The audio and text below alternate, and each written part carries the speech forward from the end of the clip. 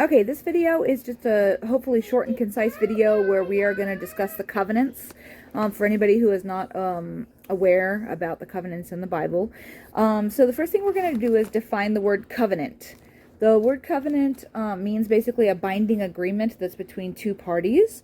So there were multiple covenants in the Bible, but the most notable are referred to as the Old Covenant and the New Covenant. Sorry, my little sweetheart here is sick, so we're doing videos together today. So there's the Old Covenant and the New Covenant. Those are the most notable ones, although there are other covenants that are listed in the Bible.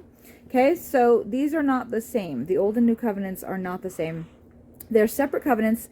They each had their own rules, regulations, stipulations, and etc. So, in fact, if we go to Hebrews 8, verse 9, it says that the old will not be like the new. Okay, so Hebrews 8 verse 9 says, "Not according to the covenant that I made with their fathers in the day when I took them by the hand to lead them out of the land of Egypt, because they continued not in my covenant, and I regarded them not, saith the Lord." So he says right here, it is not going to be according to that old covenant, basically. So the old and the new covenant are not the same thing. So let's look at the two covenants and start to contrast them.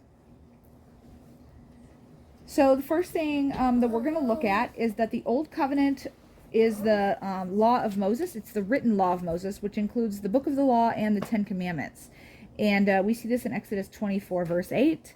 It says, "And Moses took the blood and sprinkled it on the people and said, Behold the blood of the covenant, which the Lord hath made with you concerning all these words." And it specifically says it in other areas in the Old Testament that it is the book of the law and the commandments. It was all part of the covenant, and actually even the people. They were all of it was part of this agreement that God made with the people, this old covenant, and they sprinkled the blood on it, okay? So that is the Old Testament. Or excuse me, the Old Covenant. So then when we get into the New Covenant, the New Covenant is written on our hearts. It says in Hebrews 8 verse 10, "For this is the covenant that I will make with the house of Israel after those days, saith the Lord. I will put my laws into their mind and write them in their hearts, and I will be to them a God, and they shall be to me a people." So this new covenant is written on our hearts. It's not tablets of stone. It's not written in a book. It's written on our hearts, and it's not the same law. We already established that. So this is something new that he's doing in a new location as well. Okay, then with the old covenant, let's contrast some more with that. So the old covenant was a work system that was set up to point to the coming Messiah. Okay, it was literally a do this and live kind of a system.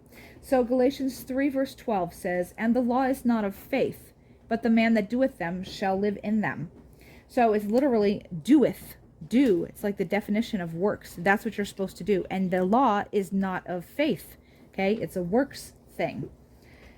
The New Covenant is a faith system that is set up.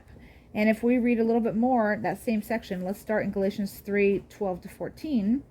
It says, "The law is not of faith," like we just read, "but the man that doeth them shall live in them. Christ hath redeemed us from the curse of the law, being a curse for us. For it is written, Cursed is every one that hangeth on a tree, and the blessing of Abraham might come, that the blessing of Abraham might come on the Gentiles through Jesus Christ, that we might receive the promise of the Spirit through faith." So this is the new faith system that he has set up. And we can see this reinforced also in John 6, verse 28 and 29. It says, "Then said they unto him, What shall we do that we might work the works of God?" They want to know what they can do. "Jesus answered and said unto them, This is the work of God, that ye believe on him whom he hath sent." So the work of God for the new covenant that he was establishing is to believe. It's faith. This is a faith system, not a work system. Okay, now back to the Old Covenant. The Old Covenant was ratified, which basically is like sealed, like you sealed the deal. It was ratified and maintained by the blood of bulls and goats. Okay, we see this in Hebrews 9, verses 18 through 22. It says, "Whereupon neither the first testament," now testament and covenant are the same thing. They're interchangeable words, okay? So whereupon neither the first covenant, okay, we're going to start over. "Whereupon neither the first covenant or testament was dedicated without blood. For when Moses had spoken every precept to all the people according to the law, he took the blood of calves and of goats with water and scarlet wool and hyssop, and sprinkled both the book and all the people. saying, This is the blood of the testament which God hath enjoined unto you. Moreover, he sprinkled with blood both the tabernacle and the vessels of the ministry. And almost all things are by the law purged with blood, and without shedding of blood is no remission. So here we have that the old covenant was ratified and maintained with these sacrifices, with the blood of these bulls and the goats. But what do we find in the new covenant? It was ratified with the blood of Jesus Christ, the very Son of God. So that's not the same thing either.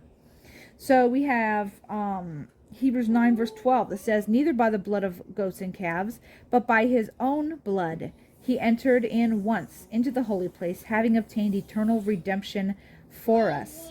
And then again in Luke 22 verse 20, it says, Likewise also the cup after supper, saying, This cup is the New Testament or covenant in my blood, which is shed for you. So Jesus' blood is the new covenant. The blood of bulls and goats was old covenant. Once again, these are some differences. This is obviously not the same thing. Okay, with the old covenant, it couldn't take away sin. Hebrews 10 verse 4. For it is not possible that the blood of bulls and goats should take away sins. The old covenant law made nothing perfect. If we go to Hebrews 7 verse 19, it says, For the law made nothing perfect, but the bringing in of a better hope did, by the which we draw nigh unto God. And again in Hebrews 10 verse 1, For the law, having a shadow of good things to come, and not the very image of the things, can never with those sacrifices which they offered year by year continually, make the comers thereunto perfect. So the old covenant law made nothing perfect. It couldn't take away sin. It was weak in that area. Okay? Then with the new covenant, though, we find a big difference. It takes away our sin forever.